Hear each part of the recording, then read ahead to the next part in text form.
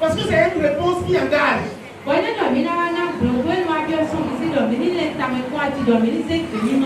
Écoutez, pour les plus anciens parmi nous ici, c'est un rappel. Vous vous rappelez, nous étions à une soirée du célibat ici. Et on a demandé à la fiancée, est-ce que tu l'aimes? Vous vous rappelez, non? Et la seule réponse, elle dit, je vais dévoiler les choses. Elle dit, monsieur oui. Elle dit, Romuald, je ne l'aime pas. Tout le monde dit, ah. Elle dit, je l'adore. Alléluia. Amen. Acclamons très fort le Seigneur. Tout à l'heure dans la lecture biblique, vous avez vu Jésus confrontant Pierre lors d'une de ses apparitions. Pierre dit à Pierre, il a posé cette question à Pierre. M'aimes-tu plus que ceux-ci m'aiment? Vous savez, aimer, ça fait partie du rêve de tout le monde. Nous voulons tous aimer, n'est-ce pas? Mais très souvent, la plupart parmi nous voudraient qu'on les aime.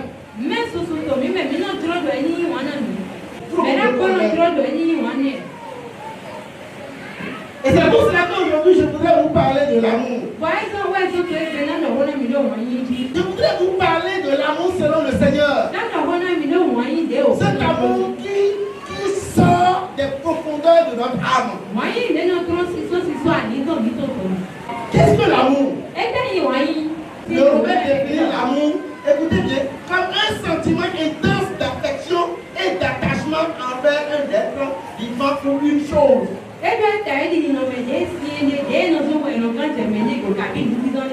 il continue qu'il est assez intense pour pousser ceux qui le ressentent à rechercher une proximité physique. Intellectuel ou même imaginaire avec l'objet de cet amour. Quand on la rousse qui dit, l'amour est comme un sentiment très intense. Un attachement englobant la tendresse et l'attirance physique envers deux personnes. Il peut varier de la dévotion à la tendresse. L'émotion forte, écoutez bien. Vous savez, vous ressentez qui met la force sur l'attachement. Et ça me rappelle quand j'étais tombé aussi amoureux.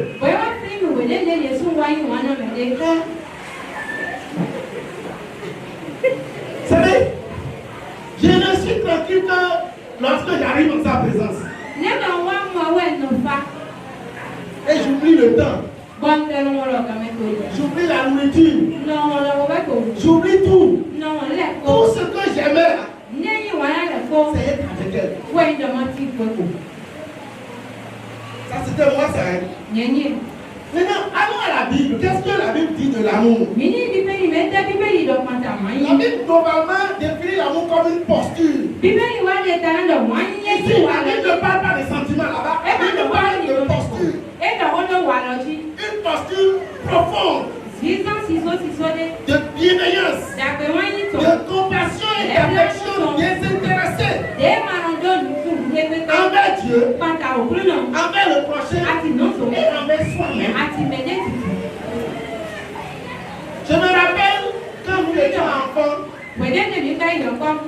faisions quelque chose de mauvais, les parents disaient, tu ne t'aimes pas toi-même, ou bien? Quand on prenait les choses qui comportent des risques, les parents disent, tu ne t'aimes même pas toi-même. Et donc il y a une nécessité à s'aimer. Et je pense que quand on finit de bien s'aimer là, on peut aimer les autres aussi. Et puis on peut aussi aimer Dieu. Alléluia. L'amour selon le Seigneur. Nous pouvons noter que l'essentiel du message de Jésus repose et tourne autour de l'amour. Quand vous prenez ces enseignements, quand vous prenez ces actions, quand vous prenez les délivrances qu'il fait, les miracles qu'il fait, tout et tout, il ne fait pas amour. Ce message, c'est l'amour d'un père. Il donne tout pour sauver ses enfants. Dieu a tant aimé le monde. C'est l'amour que Jésus prêche. C'est aussi l'amour d'un époux pour son église. Un époux qui accepte de donner sa vie. Cet amour aussi, c'est l'amour d'une église. C'est l'amour d'un époux pour son Seigneur. La teneur de cette posture, cet amour-là, est clairement définie dans quelques passages que je vais vous donner. D'abord, Jean 15:13. Jésus dit à ses disciples, il n'y a pas de plus grand amour que de donner sa vie à ses amis. Quand on aime, on est prêt au sacrifice. Et en Corinthiens 13, le chapitre de l'amour, quand vous lisez du verset 1 au verset 3, quand je parlerai les langues des hommes et des anges, si je n'ai pas d'amour, je suis un erreur qui résonne, ou une cymbale qui retentit. Et quand j'aurai le don de prophétie, la science de tous les mystères et toute la connaissance,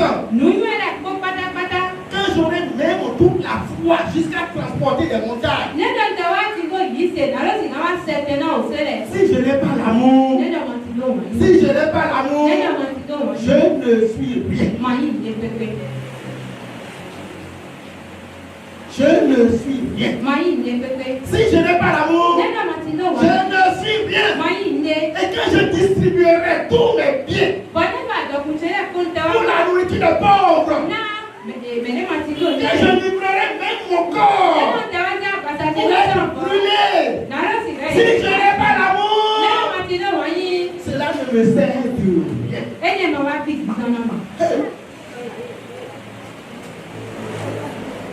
Si je n'ai pas l'amour, écoutez, l'amour donc, ce n'est pas une performance spirituelle. L'amour, ce n'est pas l'étendue de notre don spirituel que nous exerçons. Ne nous a-t-il pas dit, à ce jour-là, beaucoup viendront à moi. J'ai guéri des malades en ton nom. J'ai fait des miracles en ton nom. J'ai conduit les hommes en ton nom. J'ai conduit beaucoup de personnes à toi. Et Jésus leur dira, je ne te connais pas. Pourquoi? Parce que tu n'avais pas l'amour. Qu'est-ce que l'amour? Tout le Corinthiens nous dit, l'amour est patient. C'est une description de l'amour. On avait déjà défini l'amour tout à l'heure. Le même texte de Corinthiens décrit ce que c'est que l'amour. Il dit, l'amour est patient. Il est serviable. Il n'est pas envieux. Il ne se vante pas. Il ne s'enfle pas d'orgueil. Il ne fait rien de malhonnête. Il ne cherche pas son propre intérêt. Il ne s'irrite pas. Il ne médite pas le mal. Il ne se réjouit pas de l'injustice. Il se réjouit de la vérité. Il pardonne tout. Il pardonne tout. Il voit tout. Il respecte tout. Il supporte tout. L'amour ne succombe jamais. Ça veut dire quoi? Quand elle est une fois,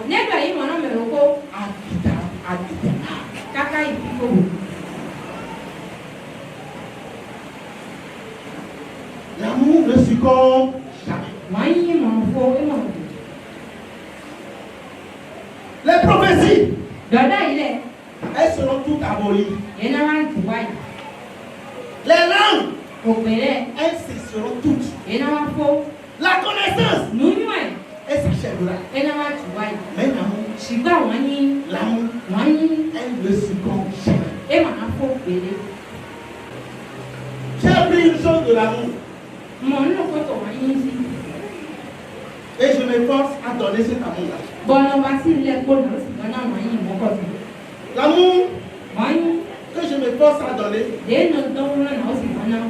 ce n'est pas un amour avec rancœur. Ce n'est pas un amour avec dédain. Ce n'est pas un amour avec haine. Ce n'est pas un amour avec mépris. Ce n'est pas un amour avec indifférence. Ce n'est pas un amour qui a les yeux sur la côte. Ce n'est pas un amour qui cherche, qui épie les mauvais pas. L'amour que je me force à donner, c'est un amour qui supporte tout, qui pardonne tout, qui espère tout. C'est l'amour du Seigneur. Alléluia. Amen. L'amour est le commandement central. Comme je l'ai dit dans tout l'enseignement biblique, dans la foi chrétienne, il s'agit d'un Dieu qui aime. Un Dieu.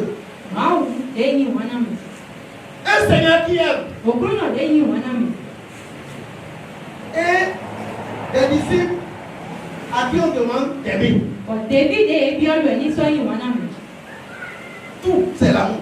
Et c'est en cela que nous avons pris le pas sur beaucoup de religions. Il y a plein de religions dans le monde. Et l'enseignement est étranger à l'amour. Ils n'en comprennent même pas ce que le sens. Là-bas, là, c'est œil pour œil. Mais en Christ, là, il s'agit d'un Dieu d'amour, d'un sauveur d'amour, et de disciples à qui on demande d'aimer. Quelqu'un a demandé à Jésus, quel est le plus grand commandement de la loi? Jésus lui a répondu, tu aimeras le Seigneur ton Dieu de tout ton cœur, de tout ton cœur, de toute ton âme et de toute ta pensée. C'est le plus grand, le premier et le plus grand des commandements. Et voici le second, qui lui est semblable. Tu aimeras ton prochain comme toi-même. Et il dit de ces deux commandements, ils ne sont que dépendent toute la loi. Jésus pouvait dire à ses disciples, je vous donne un commandement nouveau. Aimez-vous les uns les autres. À ceci, tous connaîtront que vous êtes mes disciples. À ceci, les gens sauront que vous êtes mes disciples. Quand vous vous aimez les uns les autres. C'est quand vous vous aimez les uns les autres qu'on saura que vous êtes mes disciples. Est-ce que vous me comprenez? Moi, j'entends plusieurs dire, je cherche l'amour. Mais je me pose la question de savoir si eux-mêmes sont prêts à donner l'amour.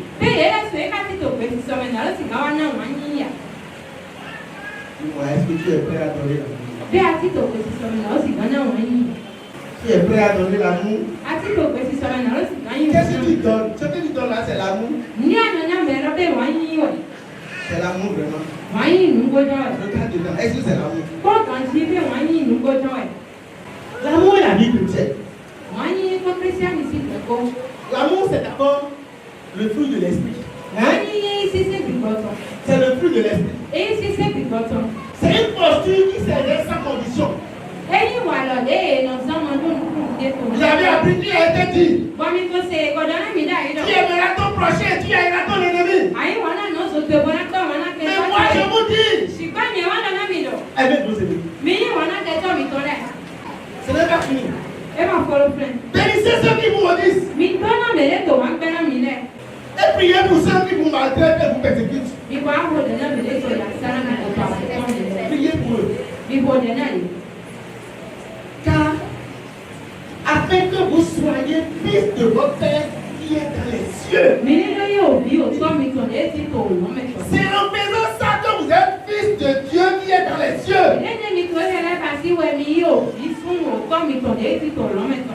Si tout le monde me suit. En faisant ça. Si vous aimez ceux qui vous aiment. Même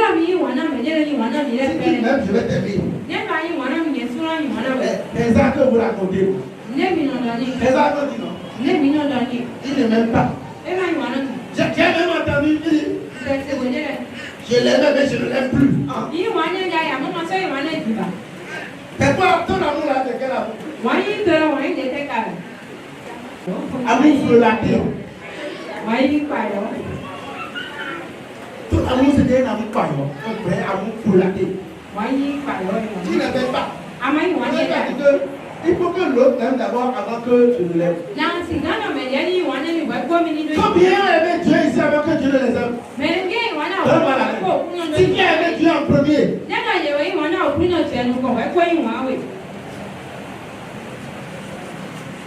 Ça ne veut pas, on ne peut pas en trouver. Et comme le grand apôtre Paul, il dit, ne donnez rien à personne. Si ce n'est de vous aimer les uns les autres. Dis ça. J'aime la façon dont elle a dit ça en nous. Ne donnez rien à personne. Oui. Ne donnez rien à personne. Si ce n'est l'amour.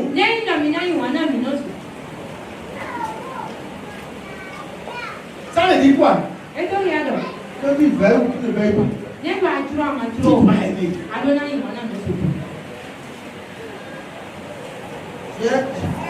Ne dites pas que je vous force à aimer.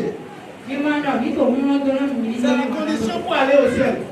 Et c'est vrai que je suis un pasteur qui veut que ces disciples fidèles aillent au ciel. Pourquoi on s'agit ici? Pourquoi on fait tout ça ici? N'est-ce pas pour que lorsque la prophète sort là, nous tous nous puissions être avec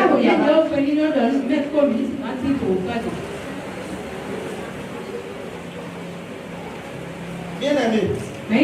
Aujourd'hui encore, le Seigneur s'adresse à quelqu'un comme il a fait hier. M'aimes-tu? M'aimes-tu? Si nous l'aimons, nous devons garder ses commandements. Et son commandement nouveau, c'est de nous aimer les uns les autres. Pas comme nous-mêmes, nous nous aimons. Mais comme lui nous a aimés.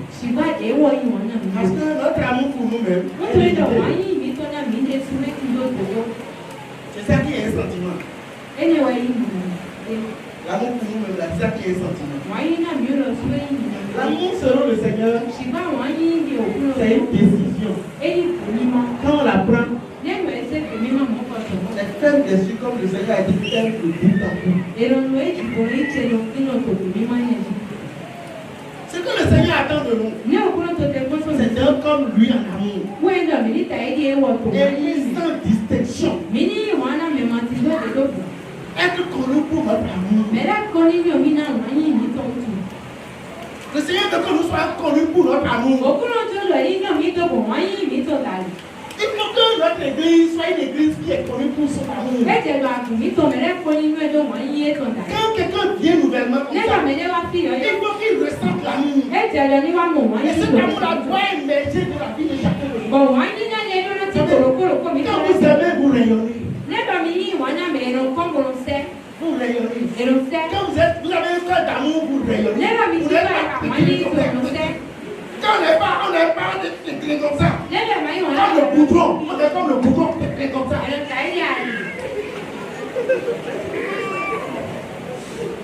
Quand quelqu'un vient dans notre communauté, il faut qu'il ressente l'amour. L'amour qui rayonne. Pourquoi que nous lui présentons un air de boudron?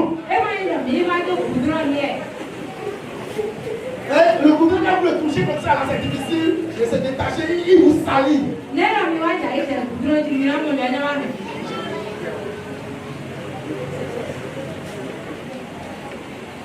C'est le seul moyen pour nous pour plaire à Dieu. Je vais dire, je ne répète d'accord. Il y a une obligation pour nous de plaire à Dieu. Et il dira, on est dans la maison de ton père. Bon et fidèle serviteur. Tu as été bon et fidèle en quoi? En amour. L'amour qui supporte tout. L'amour qui croit tout. L'amour qui pardonne tout. L'amour qui espère tout. Et donc quand Pierre, quelqu'un est-il prêt ce matin à dire, oui Seigneur, je t'aime.